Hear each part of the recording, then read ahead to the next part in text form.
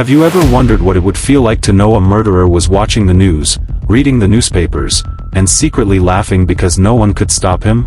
Imagine waking up one morning to discover that someone had mailed a letter to the press claiming responsibility for murder. Not only that, they included details only the killer could know. Then they challenged the entire country with a coded message, promising that if anyone could solve it, they would learn his identity. But they never did. More than half a century later, the name Zodiac Killer still sends chills through investigators, historians, and true crime enthusiasts around the world. Despite one of the largest murder investigations in American history, the killer was never officially identified. This is the story of the Zodiac Killer, a mysterious murderer who terrorized Northern California, taunted police with cryptic letters, and vanished without a trace. Everything began on a cold winter night, December 20th, 1968, just a few days before Christmas. Near the quiet town of Berryessa, California, there was a lonely gravel road known as Lake Herman Road. Teenagers often drove there for privacy, away from the lights and noise of town. That evening, 17-year-old David Faraday and 16-year-old Betty Lou Jensen had gone out on what should have been an ordinary date. Neither of them knew it would be their last. Around 11 p.m., witnesses noticed their car parked along the isolated road. Moments later, another vehicle pulled up behind them. What happened next remains one of the darkest mysteries in American criminal history. Investigators believe the unknown driver forced the teenagers out of their car. David was shot once in the head at close range. Betty Lou tried to run. She never made it far. The killer fired multiple shots into her back as she fled into the darkness. When police arrived, the scene was horrifying. David lay beside the car. Betty Lou's body was found nearly 30 feet away. There were no witnesses. No fingerprints that led anywhere. No obvious motive. Robbery wasn't the reason. Nothing valuable had been taken. The attack seemed completely random. The murders shocked the local community. Small towns rarely experienced crimes like this. Police questioned classmates, friends, and family members. Perhaps an angry ex-boyfriend? Maybe someone jealous? Could it have been a drifter passing through? Weeks turned into months. Every lead disappeared. The case grew colder. At the time, no one imagined these two teenagers would become the first known victims of one of America's most infamous serial killers. Investigators simply called it an unsolved double homicide. Life slowly returned to normal. Or so everyone thought. Nearly 7 months later, the killer returned. July 4, 1969. While families across America celebrated Independence Day with fireworks and barbecues, 22-year-old Darlene Ferrin spent the evening with 19-year-old Michael Mageau. Like many young couples, they drove to a quiet lover's lane. This one was located in Blue Rock Springs Park, just outside Vallejo. Around midnight, another car entered the parking area. Its headlights illuminated Darlene's vehicle. The driver paused for a moment. Then he drove away. Michael later remembered thinking it was strange. But a few minutes later, the same car returned. This time, it parked directly behind them. The driver stepped out. Michael assumed it was a police officer checking on parked cars. Instead, the stranger walked toward them carrying a flashlight. The bright beam shined directly into their eyes, making it impossible to see his face. Without saying a word, he raised a handgun. Gunfire exploded into the quiet night. Bullets shattered the windows. Michael screamed in pain. Darlene collapsed behind the steering wheel.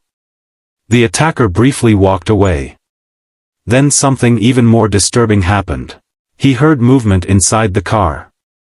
Realizing someone was still alive, the gunman calmly returned. He fired several more rounds into both victims before disappearing into the darkness. Despite multiple gunshot wounds, Michael survived. Barely. Darlene was rushed to the hospital. Doctors fought desperately to save her life. She died a short time later. Michael would become the first surviving witness to encounter the mysterious killer. His testimony would prove crucial. He described the shooter as a heavy-set white man, approximately 26 to 30 years old, with a broad face and short hair. But it wasn't enough. The description could fit thousands of men. Police once again searched for motives. Did Darlene know her attacker? Was Michael the intended target? Was this revenge? Nothing seemed to fit.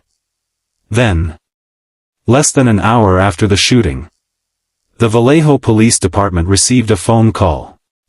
The caller spoke calmly, almost emotionlessly. He gave directions to the crime scene. Then he said something terrifying. "I want to report a double murder. If you go 1 mile east on Columbus Parkway, you'll find the kids in a brown car." There was a pause.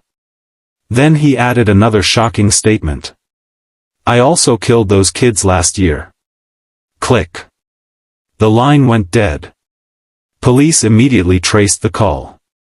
It had been made from a public telephone booth located only a few blocks from the police station itself. The killer had calmly driven into town, parked, called the police, confessed to multiple murders, and disappeared before officers arrived. The realization stunned investigators. The same person was claiming responsibility for both attacks. The Lake Herman Road murders suddenly took on an entirely new meaning. These weren't isolated crimes. A serial killer was hunting young couples across Northern California. And he wanted everyone to know it. Yet even after admitting to murder, police still had no name. No suspect. No fingerprints they could confidently match. No murder weapon.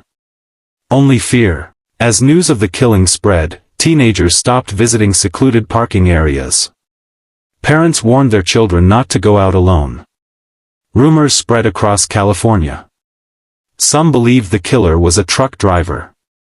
Others thought he was a military veteran. Some whispered he might even be a police officer. No one knew. The uncertainty became almost as frightening as the murders themselves. But the killer wasn't finished. In fact, he was just getting started. Within weeks, newspapers across Northern California would receive mysterious envelopes. Inside each one was a handwritten letter unlike anything investigators had ever seen. The writer didn't simply confess. He demanded front-page attention. He included secret details about the murders that only the killer could know. And most chilling of all, he signed his messages with a strange symbol, a circle crossed by a vertical and horizontal line. Soon, the world would know that symbol by one unforgettable name. The Zodiac. The murders were horrifying. But what happened next transformed an unknown gunman into a legend of fear. Until now, police believed they were hunting a silent killer. They were wrong. The man responsible wanted an audience. He wanted headlines. And he wanted the entire country to know that he was smarter than everyone trying to catch him. On the morning of August 1, 1969, 3 newspapers in Northern California received nearly identical envelopes. One arrived at the Vallejo Times-Herald. Another reached the San Francisco Chronicle. The third was delivered to the San Francisco Examiner. Each contained a handwritten letter. Each claimed responsibility for the 2 double shootings. And each included 1/3 of a strange coded message made up of symbols, circles, triangles, and unfamiliar characters. The writer demanded that every newspaper print its section of the cipher on the front page. If they refused, he warned, he would go on a killing spree over the weekend. The threat immediately captured national attention. Police examined the letters carefully. The writer described details from both crime scenes that had never been released to the public. He knew exactly how many bullets had been fired. He knew where the victims had been sitting.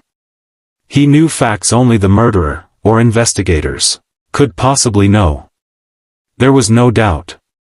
The letters had been written by the killer. For the first time, detectives had something tangible. They searched for fingerprints. They studied the handwriting. They compared the language with known criminals. Nothing produced a solid lead. Meanwhile, newspapers debated whether printing the cipher would encourage the killer. But ignoring the demand could put innocent lives at risk. Eventually, all 3 newspapers published the coded message. Across America, thousands of people tried to solve it. Teachers brought it into classrooms. Mathematicians examined the symbols. Military codebreakers studied every character. Everyone wanted to be the person who cracked the mystery. Surprisingly, the people who succeeded were not professional cryptographers. They were an ordinary married couple. Donald and Betty Hardin lived in Salinas, California. Donald taught history and enjoyed solving puzzles. Betty believed the killer's enormous ego would be reflected in whatever he had written. Working together at their kitchen table, they searched for repeating patterns. Little by little, the symbols began to make sense. After hours of work, entire sentences emerged. When authorities reviewed the solution, they realized the couple had largely cracked the code. But what it revealed wasn't the confession many expected. Instead, it exposed the disturbing mind of the killer. He claimed he enjoyed killing because it was so much fun. He compared hunting people to hunting wild animals. Then came an even stranger claim. He wrote that murdered victims would become his servants in the afterlife. Yet despite solving most of the cipher, investigators noticed something frustrating. The message never revealed the killer's identity. It ended without a name. Whether that omission was intentional or another layer of deception remains unknown. Just days later, another letter arrived. This time, the writer introduced himself with a phrase that would become infamous. "This is the Zodiac speaking." For the first time, he signed his message with the now famous crosshair symbol. From that moment forward, newspapers stopped referring to him as an unknown murderer. He had given himself a name. The Zodiac. It was exactly what he wanted. A frightening identity. One that would dominate headlines for decades. Detectives created a task force. Police departments from different cities began sharing information. The FBI joined the investigation. Experts analyzed every letter. Every envelope. Every stamp. Even the paper itself. Could it have been purchased locally? Did it contain unusual fibers? Could fingerprints be recovered? Investigators believed they had found partial fingerprints on some letters. But there was one major problem. No one could prove those prints actually belonged to the Zodiac. Someone else could have handled the envelopes during delivery or processing. The evidence remained uncertain. As weeks passed, another question emerged. Why was the Zodiac communicating so much? Many serial killers avoided attention. They wanted to disappear after committing their crimes. The Zodiac was different. He seemed addicted to publicity. Every newspaper article encouraged him. Every television report gave him exactly what he wanted. Fame. Some criminal psychologists suggested that the letters were as important to him as the murders themselves. Without public attention, he might lose interest. Others feared the opposite. If newspapers ignored him, he might commit another murder simply to force his way back into the headlines. Authorities found themselves trapped. Publishing his letters risked encouraging him. Ignoring them risked provoking him. There was no perfect answer. Then, on September 27, 1969, the Zodiac changed his method completely. Instead of using a gun from a distance, he decided to get close. Very close. That afternoon, Brian Hartnell, a college student, and Cecilia Shepard were enjoying a peaceful picnic near Lake Berryessa, northeast of San Francisco. The lake was crowded with boaters and families enjoying the warm weather. Nothing seemed unusual. Around 6:30 p.m., Cecilia noticed a man walking toward them from behind some trees. At first, she assumed he was another visitor. But as he approached, something seemed terribly wrong. He wasn't dressed like anyone else at the lake. He wore a black executioner's hood that completely covered his face. Dark sunglasses were attached over the eye openings. Across his chest was a large white crosshair symbol, the same symbol that appeared beneath the Zodiac's letters. The stranger carried a handgun. He calmly told the couple he was an escaped prisoner. He claimed he only wanted their money and car so he could flee to Mexico. Brian and Cecilia tried to remain calm. They handed over what little cash they had. Then the masked man ordered them onto the ground. He produced pre-cut lengths of plastic clothesline. Working methodically, he forced Cecilia to tie Brian's hands. Then he checked the knots himself. Not satisfied, he tightened them until Brian could barely move. Next, he tied Cecilia. For several minutes, the scene resembled a robbery. The couple hoped the nightmare would soon end. Instead, the masked man removed a large knife. Without warning, he plunged it into Brian's back. Again. And again. Brian cried out in agony. Then the attacker turned toward Cecilia. She begged for her life. The man said nothing. He stabbed her repeatedly. Over. And over again. When he finally stopped, both victims lay bleeding on the ground. The attacker calmly walked away. But before leaving the area, he did something almost impossible to understand. He approached Brian's car. Using a black marker, he wrote on the driver's side door. He listed the dates of the previous attacks. Then he added the current date. Finally, he drew the familiar Zodiac crosshair. It was his signature. A message for police. Proof that this attack belonged to him. Miraculously, Brian Hartnell survived. Despite suffering multiple stab wounds, he remained conscious long enough to describe the attack. He told investigators the killer spoke in a controlled, almost emotionless voice. There was no panic. No anger. Everything had been carefully planned. Cecilia Shepard was also found alive. She gave investigators valuable details during the ambulance ride. She described the hood. The strange symbol. The killer's calm behavior. Doctors believed she might recover. But 2 days later, she died from her injuries. Another life had been claimed by the Zodiac. And once again, he had escaped without leaving investigators a clear path to his identity. The masked figure at Lake Berryessa would become one of the most haunting images in American criminal history. It was no longer just a faceless killer hiding in the shadows. Now there was an unmistakable costume. A terrifying symbol. And a murderer growing increasingly bold. Even more chilling.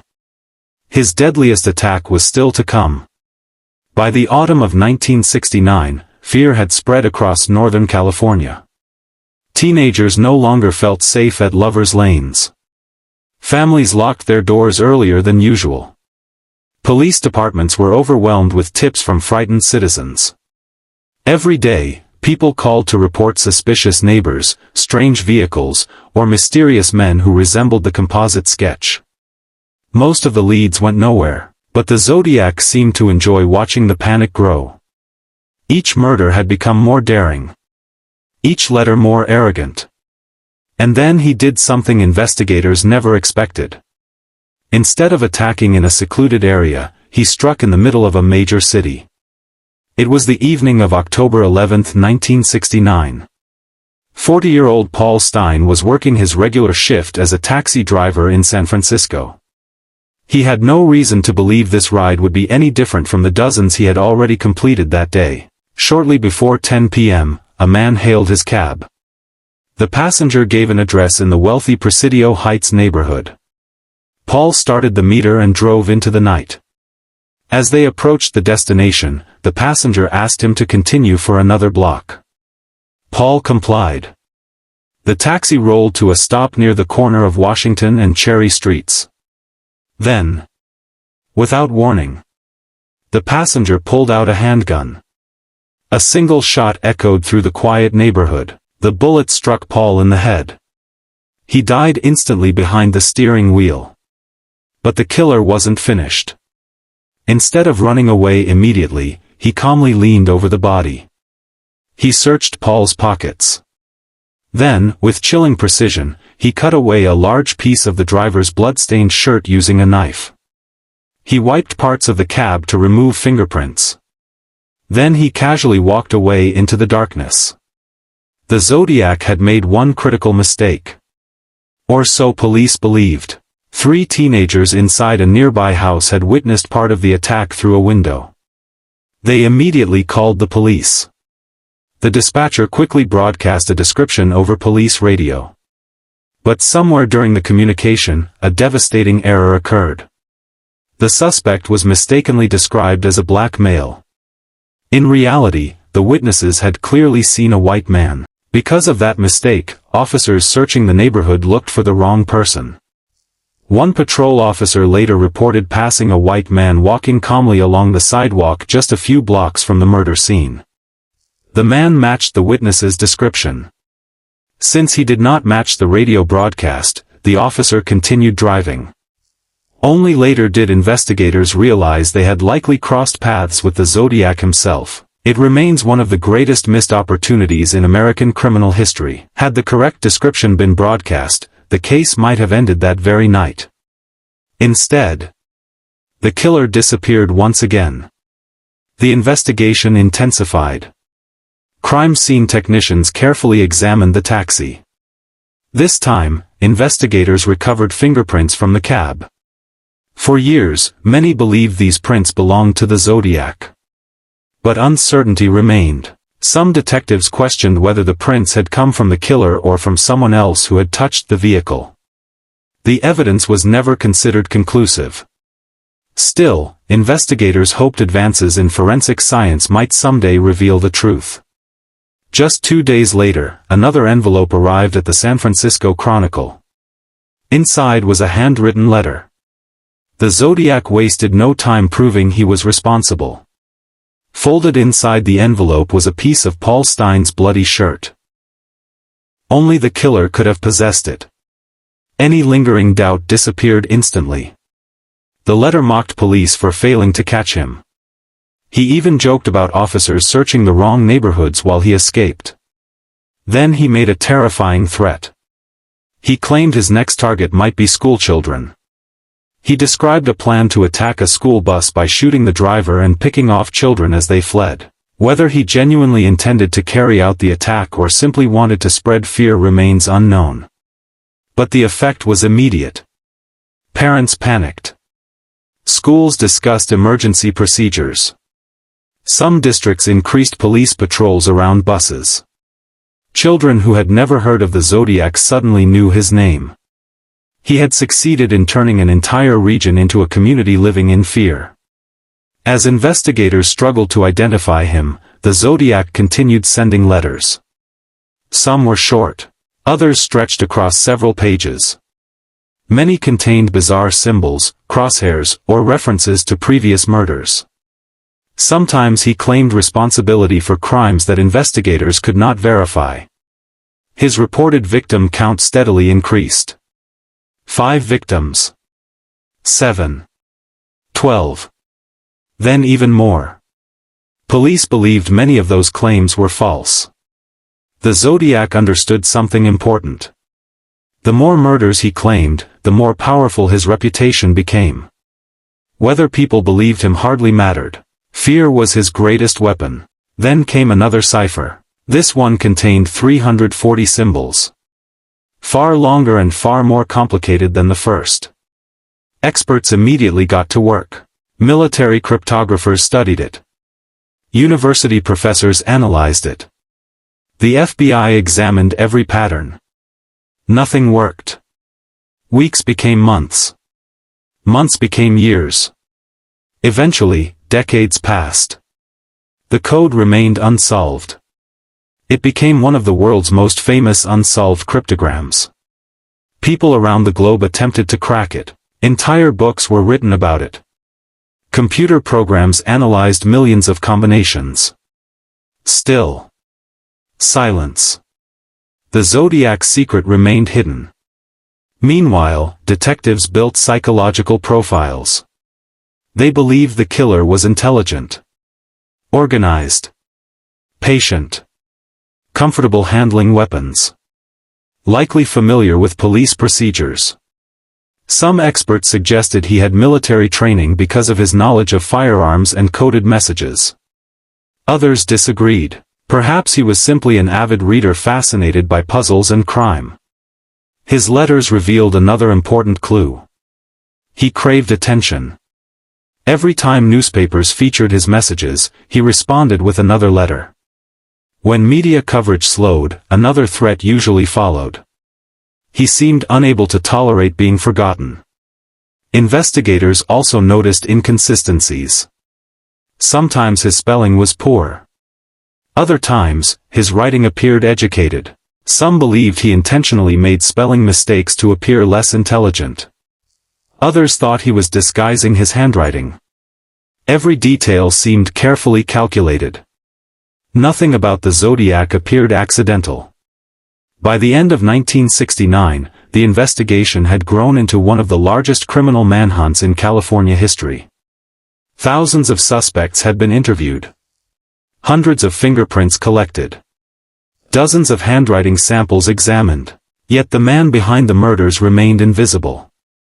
Then, the Zodiac did something even more unsettling. He began calling television programs. Sending greeting cards. Writing bizarre messages that blended threats with dark humor. It was as though he wanted to remind everyone that he was still out there. Watching. Waiting. And enjoying every minute of the hunt. Even more frustrating for investigators, several men would soon emerge as possible suspects. Some appeared incredibly convincing. One, in particular, seemed to fit almost every clue. For years, many believed police had finally found the Zodiac. But proving it would be another matter entirely. By 1970, the Zodiac Killer had become America's most wanted murderer. The FBI was involved. Local police departments were sharing information. Cryptography experts were studying every letter. Newspapers covered every new development. Yet despite all of the attention, investigators faced a painful reality. They still didn't know who they were looking for. The Zodiac had managed to stay one step ahead.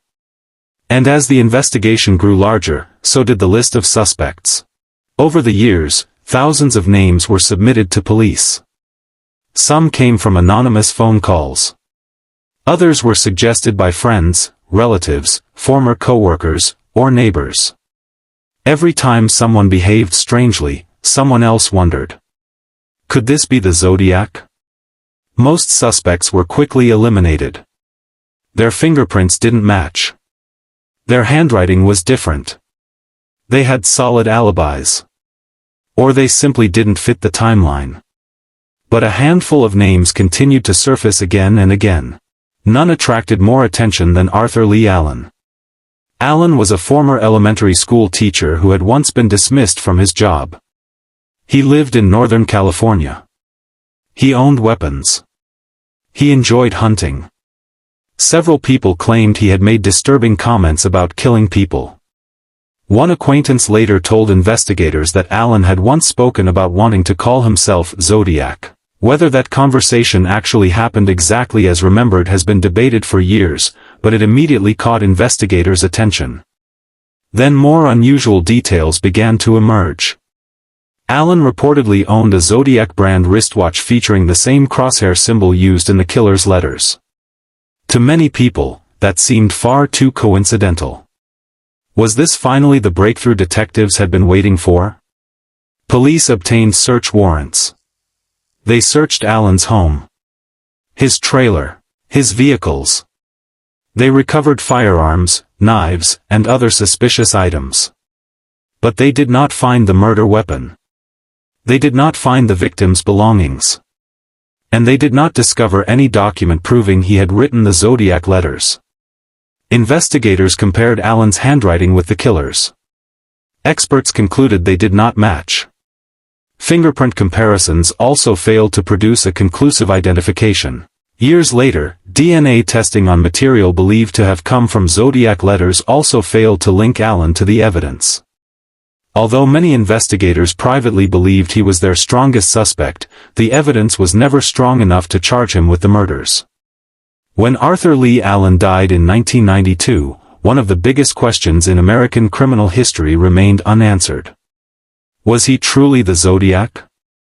Or had police spent years pursuing the wrong man? Allen was far from the only suspect. Over the decades, numerous other men were publicly accused. Some had military backgrounds. Some resembled witness sketches. Others lived near the crime scenes. Several amateur investigators became convinced they had solved the mystery. Books were written. Television documentaries pointed fingers. Internet forums debated every detail. Yet every theory seemed to contain serious problems. Some suspects were too young. Others lived too far away. Many lacked any physical evidence connecting them to the crimes. Without conclusive forensic proof, every suspect remained just that, a suspect. While detectives continued chasing leads, the Zodiac kept writing. His letters became stranger. Sometimes they contained puzzles. Sometimes they included newspaper clippings. Other times they seemed almost playful, as though he enjoyed confusing investigators. One message included a map of the San Francisco Bay Area. He claimed the map contained instructions for locating a hidden bomb. Police searched carefully. No bomb was ever found. Whether the threat was real or another attempt to spread fear remains unknown. In another letter, the Zodiac claimed responsibility for more murders. His alleged victim count kept increasing. By the end of his known correspondence, he claimed to have killed 37 people. Investigators, however, officially connected him to only 5 murders and 2 attempted murders. The confirmed victims were David Faraday, Betty Lou Jensen, Darlene Ferrin, Cecilia Shepard, Paul Stine. The survivors were Michael Mageau, Brian Hartnell. Police have long suspected the Zodiac may have committed additional crimes, but none have been conclusively linked to him. Some cold cases share similarities. Others do not. Separating fact from fiction has always been one of the greatest challenges of the investigation. As the years passed, advances in forensic science gave investigators new hope. DNA technology revolutionized criminal investigations around the world. Cases once considered impossible to solve suddenly had answers. Perhaps the Zodiac would finally be identified. Investigators carefully preserved envelopes and stamps from the killer's letters. Scientists attempted to recover DNA. The problem was that the available samples were extremely limited. Some may have belonged to postal workers. Others may have come from contamination over decades of handling. Even when partial DNA profiles were developed, they were not complete enough to identify a single individual with certainty. Unlike modern crime scenes, investigators in the late 1960s had no idea how valuable microscopic DNA evidence would someday become. As a result, opportunities may have been lost forever. Then came another remarkable breakthrough. For more than 50 years, the Zodiac's 340-character cipher remained unsolved. Experts around the world had failed. Government agencies had failed. Professional codebreakers had failed. Finally, in 2020, an international team of civilian cryptography enthusiasts cracked the code using computer analysis and decades of accumulated knowledge. The solution surprised many people. Rather than revealing the Zodiac's identity, the message largely repeated ideas already found in his earlier writings. He mocked attempts to catch him. He claimed he was not afraid of execution because he believed his victims would serve him in the afterlife. And once again, he did not reveal his name. The biggest mystery remained unsolved.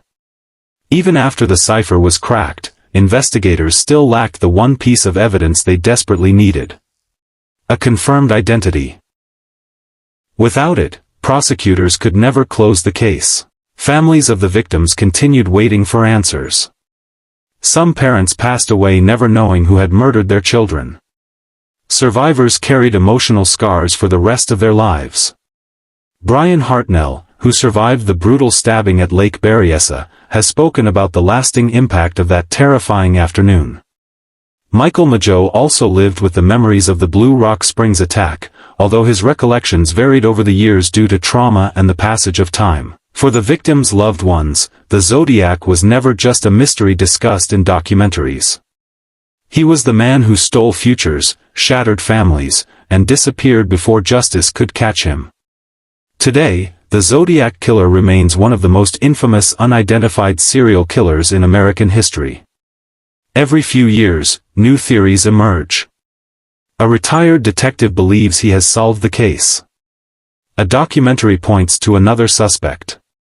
An amateur researcher discovers what appears to be a hidden clue. Then experts examine the evidence. And the mystery continues. Some investigators remain optimistic that future DNA technology may eventually identify the killer. Others believe the truth may have died with him decades ago. It is entirely possible that the Zodiac lived out the rest of his life unnoticed, passing neighbors on the sidewalk, shopping at grocery stores, and reading newspaper articles about the investigation that never caught him. If that happened, he carried one of the darkest secrets in American history to his grave. More than half a century has passed since those first gunshots echoed along Lake Herman Road. The roads have changed. The towns have grown. New generations have taken the place of those who once lived in fear. Yet the Zodiac's shadow remains. His letters, ciphers, and taunts continue to be studied by investigators, historians, and true crime enthusiasts around the world. Despite thousands of interviews, countless searches, and decades of investigation, one question still refuses to disappear. Who was the Zodiac Killer? Until that question is answered with undeniable evidence, the case will remain one of the greatest unsolved mysteries in criminal history, a chilling reminder that sometimes, even after decades of relentless investigation, justice can remain just out of reach. The Zodiac Killer vanished as suddenly as he had appeared. There was no dramatic arrest. No courtroom confession. No final shootout with police. Instead, the letters gradually stopped. The murders officially linked to the Zodiac came to an end. But the investigation never truly did. Even today, detectives continue to review evidence, test forensic samples, and examine new leads whenever advances in technology make it possible. For many investigators, the case has become more than just an unsolved crime. It has become a promise to the victims and their families that the search for the truth will never completely end. One of the reasons the Zodiac case continues to fascinate people is that it changed the way law enforcement investigated serial killers. In the late 1960s, police departments often worked independently. Information was not shared as quickly as it is today. The Zodiac committed crimes in different jurisdictions, forcing multiple agencies, including local police, county sheriffs, the California Department of Justice, and the FBI, to coordinate their investigations. That cooperation was far from perfect. Different agencies sometimes disagreed about evidence, suspects, and investigative strategies. Important information was occasionally delayed or overlooked. The case exposed weaknesses in communication that would later influence how major investigations were handled across the United States. The Zodiac also demonstrated the power of the media. Long before social media existed, he understood that newspapers and television could spread fear faster than violence alone. Every letter he mailed became front-page news. Every coded message sparked nationwide curiosity. He carefully crafted an image of himself as an unstoppable criminal mastermind. Whether that image reflected reality is another question. Some experts believe the Zodiac was highly intelligent. Others argue that he simply understood human psychology. He knew that fear grows in the absence of certainty. By leaving behind puzzles instead of answers, he encouraged people to imagine someone far more powerful than he may actually have been. The case has inspired countless books, documentaries, podcasts, and films. Each new generation discovers the mystery and asks the same question investigators asked in 1968. Who was the man behind the crosshair symbol? Some researchers believe the answer already exists somewhere in the evidence. Perhaps a fingerprint was overlooked. Perhaps a forgotten witness unknowingly saw something important. Perhaps a DNA sample, once considered unusable, will one day yield a complete genetic profile. Modern forensic genealogy has solved numerous cold cases that once seemed impossible. Investigators have identified unknown victims, located violent offenders decades after their crimes, and even uncovered the identities of serial killers who had died years earlier. Because of these advances, many people believe there is still hope that the Zodiac will eventually be identified. However, identifying a suspect is not the same as proving guilt. The Zodiac case presents unique challenges. Many witnesses have passed away. Physical evidence has deteriorated. Some original investigators are no longer alive to explain decisions made during the early stages of the case. Even if a name were discovered tomorrow, prosecutors would still need enough reliable evidence to prove beyond a reasonable doubt that the individual committed the crimes. That is an incredibly high standard. And rightly so. Justice depends on evidence, not speculation. Perhaps the greatest tragedy of the Zodiac case is not the mystery itself. It is the lives that were forever changed. David Faraday and Betty Lou Jensen were teenagers with their futures ahead of them. Darlene Ferrin left behind family and friends who never stopped grieving. Cecilia Shepard survived long enough to describe her attacker before succumbing to her injuries. Paul Stine left home expecting an ordinary night's work and never returned. The survivors, Michael Mageau and Brian Hartnell, carried the emotional and physical scars of those attacks for the rest of their lives. Behind every headline was a family waiting for answers. Behind every newspaper article was a life cut short. More than 50 years later, the Zodiac Killer remains one of history's most recognizable unidentified serial killers. His ciphers continue to be analyzed. His letters remain preserved. His crimes are taught in criminal justice courses and studied by investigators seeking to understand how offenders think and how future cases can be solved more quickly. Yet despite all the books, theories, television specials, and online debates, one fact remains unchanged. No court has ever convicted anyone of being the Zodiac Killer. No official announcement has closed the case. The mystery endures because the evidence has never provided a definitive answer. And until it does, the Zodiac will remain not just a criminal, but a symbol of one of the greatest unanswered questions in American criminal history. As investigators continue searching for the truth, one hope remains, that someday, science, persistence, or a forgotten piece of evidence will finally reveal the identity behind the letters, the ciphers, and the chilling signature that haunted a nation. Only then can one of the most infamous cold cases in history truly be closed. More than half a century has passed since the Zodiac Killer first struck along a lonely road in Northern California. Entire generations have grown up hearing his name. Technology has transformed the world. Police investigations have evolved. DNA science has solved crimes that once seemed impossible. Yet one of America's most infamous serial killers remains officially unidentified. The Zodiac's confirmed crimes claimed 5 lives and left 2 survivors forever marked by unimaginable violence. But his greatest weapon may never have been his gun or his knife. It was fear. Through carefully crafted letters, coded messages, and public threats, he convinced millions of people that he could strike anyone, anywhere. Whether that image reflected reality or was simply part of his manipulation is something investigators may never fully know. Over the decades, countless suspects have been proposed. Some appeared convincing at first. Others gained attention through books, documentaries, or internet discussions.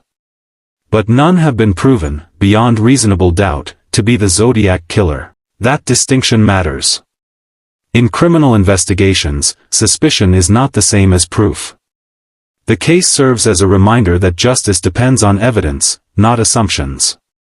Even today, investigators continue to preserve the original evidence. Advances in forensic genealogy and DNA analysis have solved many cold cases once considered impossible.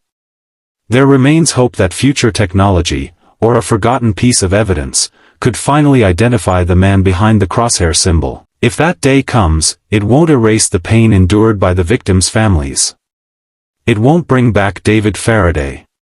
It won't bring back Betty Lou Jensen. It won't bring back Darlene Ferrin, Cecilia Shepard, or Paul Stine. But it would finally answer a question that has haunted America for generations. Who was the Zodiac Killer? Until that question is answered with conclusive evidence, the case remains one of the greatest unsolved mysteries in criminal history. Perhaps the killer died decades ago, carrying his secret to the grave.